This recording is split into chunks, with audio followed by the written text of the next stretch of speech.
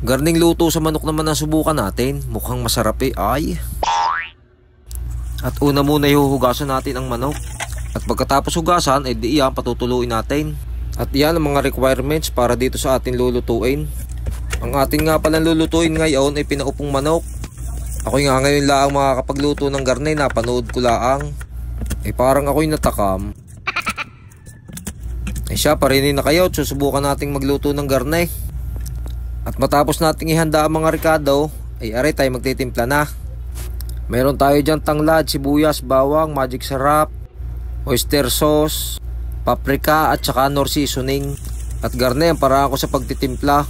Lalagyan ko ng magic sarap at saka paminta bago ko hahalo-haloin ang sibuyas. At pagkatapos iyang manok naman, lalagyan ko ng magic sarap at paminta sa loob ng tiyan. At pagkatapos ay may mikos-mikosin. Yan, kagaya ng ganyan. At ang sunod na ilalagay natin ay oyster sauce. Lalagyan din natin sa loob ng tiyan. At pati iyang nor seasoning, lalagyan din natin mga ilang pasirit. At isusunod na natin yung tanglad. At pati iyang sibuyas, ilalagay na rin natin lahat. At pagkatapos ay tatahiin naman natin at para hindi lumabas ang palaman. Yan, kagaya ng ginagawa kong iyan. At pag natapos na tayo dyan, ihahaplasan naman natin ng pampasarap ang labas ng manok. Lalagyan uli natin ng paminta, magic sarap. At dyan na tayo ngayon maglalagay ng paprika. Yan ay masarap sangkap, lalo na't pag manok ang lulutuin. Yan, kita nyo yan, hindi pa lutoy, parang ang sarap na. At ang sunod naman natin gagawin ay maglalagay tayo ng asin sa palyok. Mga 2 tasang asin.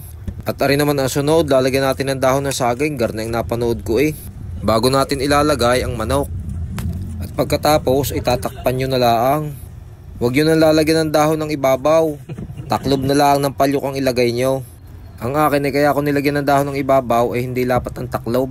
At yan, makalipas ang 1 oras at kalahati ay luto na ang ating pinaupong manok. Ari nga palang garning timplang manok ay masarap din kung sa turbo lulutuin. Pwede rin kung ililitson at pwede rin kung ipiprito ng lubog sa mantika. At iyan na ang ating pinaupong manok. Kita nyo gayan ay parang ang sarap ay siya, hanggang dito na lamang po ang aking video. Sana po ay may natutunan kayo at sana po ay nasundan nyo ako sa pagluluto. Maraming salamat po. God bless. Kain po tayo.